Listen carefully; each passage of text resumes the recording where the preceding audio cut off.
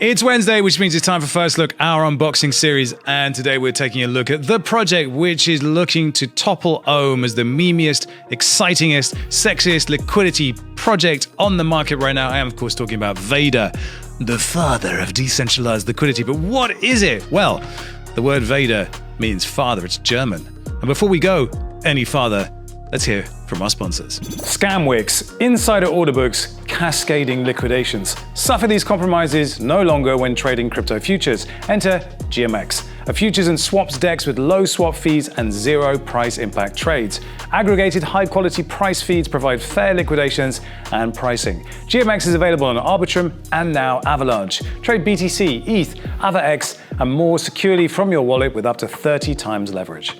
GMX is mobile and desktop native, including limit orders and stop losses. Visit gmx.io today to start trading, learn about high-yield opportunities, and discover the Blueberry community.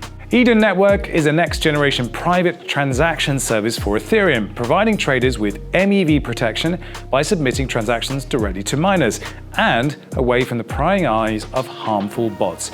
Using Eden Network for Ethereum transactions results in better and safer trades. While MEV protection doesn't require any stake, traders who do stake Eden and use the Eden RPC on MetaMask receive transaction block priority. And now, with the release of Staker Extractable Value, or SEV, they are paid for every trade they make on Ethereum. Eden Network recently launched Eden Rocket RPC, which compiles some of Ethereum's fastest private transaction networks, resulting in 90% plus effective hash rate. And this makes Eden Rocket RPC the fastest private transaction network available, protecting you from all those bots. Join the best and get started with Eden Network today to trade safer. So here it is, Vader Protocol, the all-in-one DeFi protocol. What's going on here? Well, basically it's a mishmash, amalgamation, kabagi of three different big DeFi 2.0 ideas. So what's it actually doing here? Well, it's going to take the best parts of Terra's UST, it's going to take the best parts of Rune and their AMM, and it's going to use that sexiest of sexy things, POL, Protocol Owned Liquidity, mash them all together to make one super DeFi 2.0 protocol. Sound exciting? Well, here it is. So what they're going to do is basically take the stablecoin mechanism of Terra and UST. And if you don't know, you mint UST by burning Luna. And you have this burn buy mechanism that keeps the whole thing in check via a process of arbitrage. And they use a TWAP, time-weighted average price, to determine the oracle price of UST and therefore determine how much Luna can be redeemed for UST. Pretty straightforward. Then they're going to use the AMM of THORChain. So they use continuous liquidity pools and impermanent loss protection, and you can do things like minting synthetics in order to make that happen. And then they have the bond sales mechanism of Olympus Pros. So liquidity bonds, you should be fairly familiar with how that works right now, but effectively you can buy the token at a discount, and then after 7 days, I think it is, you get a full price asset in return. Those are liquidity bonds, and that is the kind of the big idea behind DeFi 2.0. So they're going to have this AMM. It's going to be a stable coin anchored AMM, and their stable coin is going to be the USDV, which is a USD anchored stable coin. And here you collateralize it by minting to and from Vader at the market value. And here's the interesting thing with zero slippage. And I went back and looked at UST and Luna, and I believe, at least back when the big crash happened, I need to check whether this is still the case, but effectively, you could redeem on-chain, here it is, yeah, for $20 million at 2% spread. So the on-chain redemption is baked into the protocol on Terra, and effectively means that at any time you can redeem Luna for UST. So you can imagine when things get rough, people trying to panic sell Luna to get back into UST, the protocol should be able to absorb that.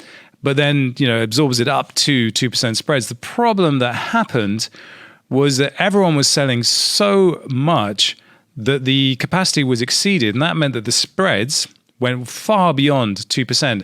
And that meant that actually the arbitrage mechanism that's designed to keep the peg in check and to incentivize people to make sure that it does, it became unprofitable. And so people stopped arbitraging, and the whole thing collapsed. That was a big problem, and it's one of the problems that they're trying to solve with Vader. So when they say zero slippage, I'm curious to see how that's actually going to work. The thing is, the burn buy mechanism is not live yet, so we can't have a look at that. You're also going to have asset pools all paired with USDV. And one of the big selling points of this is that you will know in dollars how much your swap is going to cost you because it's always paired with USDV. It won't be ETH pairs where you're having to figure out how much a GUI is and how much that is. It's just going to be USDV. So it should make it simpler to understand the actual price of your swaps in a currency that you understand. There's a whole bunch of interesting dynamics around liquidity provision. So they're promising impermanent loss protection. I think we're going to cover that next. Yes. But essentially, they're maximizing fees for LPs via slip-based fee pools, not fixed fee pools. And that means that the more demand there is on liquidity, the higher the fees that you will earn for that. So that should make it fairer for LPs. What happens on Ethereum is that as network activity goes up, people start paying more and more money to miners to get their transactions through, but none of that money actually goes to liquidity providers who are doing really the hard work in that process. So this is designed to make it a bit fairer for them. There's impermanent loss protection. So when you withdraw your position, the redemption value is computed, and if it's less than the deposit value, you are paid the deficit from the reserve, and the protection issued increases from 0 to 100% linearly for 100 days. That's very similar to Bancor's impermanent loss protection, at least on version 2 of Bancor, that is. Anyway, the reserves themselves, I think, if we go and look at the impermanent loss protection side, so the reserves on the Vader protocol are generated from fees created during anyone using the AMM. So as the AMM is used more and more, it generates fees. The profit from those fees then goes into the reserve pool, and that reserve pool is then used to pay out impermanent loss protection to LPs. So that's how that works. I was wondering where that reserve came from, but there's a profit-generating mechanism built into Vader. And of course, Protocol Owned Liquidity is designed to generate profits by its very nature, LP fees for the protocol. So there's always an increasing reserve there, at least in theory. And we also have synths. I didn't quite understand how that was all going to work out because the AMM is not live yet. You can't mint synths, but effectively you can deposit an asset into the pool. It will mint a synthetic asset, and that synthetic asset supposedly will earn yield as well. Then there's a bond side of things. This is pretty much the same as it is on Olympus, so nothing too exciting there. Here are those synthetic assets. Those synthetic assets are 50% collateralized by real assets, like I would imagine ETH, and then 50% collateralized by USDV. Heavy adoption of synths deepens the liquidity pools and allows the system to naturally scale or contract. I need to see how that works in theory because I still don't entirely understand how that's all going to work out. Then it's supposed to be very light on governance as well. So minimal governance. I kind of feel like with a protocol like this, where there's so many moving parts, you do want good governance built in. And particularly when it came to Ohm, one of the big things they did with Olympus version 2 was substantially rework the governance process and how governance was actually going to work. So I would imagine that this would be an area where they might want to rethink things. It says it allows for greater predictability and trust for others to build upon. But again, once you reach a certain scale and you have a big treasury sitting there, and that's the whole goal of Protocol Owned Liquidity, is to have that treasury, then that governance process, it's going to be important, I feel. So let's have a little look at the app itself. It's not fully fleshed out yet, and that is because, they haven't released the AMM, for instance, and the TWAP isn't available yet. So if we go to the acquire side of things, you can't do anything because it's not live yet. We can bond here by supplying ETH, and that I believe that generates Vader tokens. And then we can stake. So if you have Vader tokens, you can then stake them and get X Vader, and you will earn yield that way. The 7 days returns 0.11% doesn't sound that exciting, does it? Compared to Olympus and the Ohm staking rate. But still, this is the very early stages of what could be a really fun, interesting protocol. But I think the whole goal of this is designed to send traffic through the AMM, generate profits that way, and then create this liquidity pool, which means that they're not dependent on rent-seeking LPs to supply the liquidity that's needed. And then, of course, the USDV stablecoin, well, I guess they want that to be as successful as UST.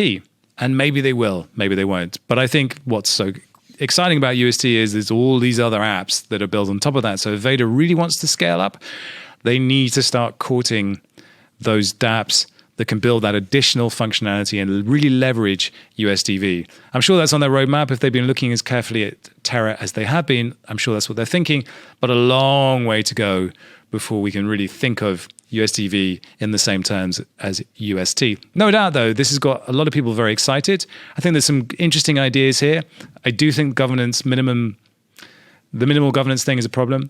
I also think that I kind of want to see how the TWAP's going to work. I want to see how the bonding mechanism is going to work and just see a more mature version of this protocol. But still, fun to see all these DeFi 2.0 ideas mashed together under one roof. And like I said, I think just the broader ecosystem or where they're going, I would like to know a bit more about that before I could be really excited about this one. But still, fun name and a fun looking protocol. That's it for today's first look. If you have any other protocols you'd like me to take a look at, do drop them in the comments below. And as always, stay hungry, stay foolish, stay dry. I'll see you on the next one. Peace!